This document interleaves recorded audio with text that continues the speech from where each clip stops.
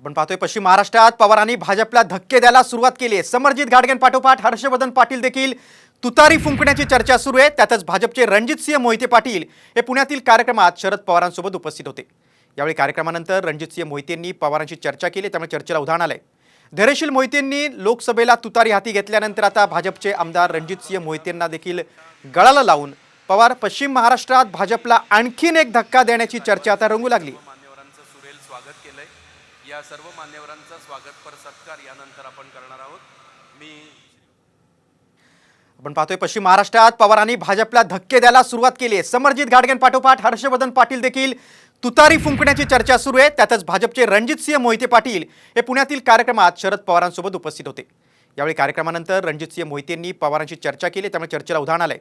धैर्यशील मोहितेंनी लोकसभेला तुतारी हाती घेतल्यानंतर आता भाजपचे आमदार रणजितसिंह मोहितेंना देखील गळाला लावून पवार पश्चिम महाराष्ट्रात भाजपला आणखीन एक धक्का देण्याची चर्चा आता रंगू लागली। मान्यवरांचं सुरेल स्वागत केलंय।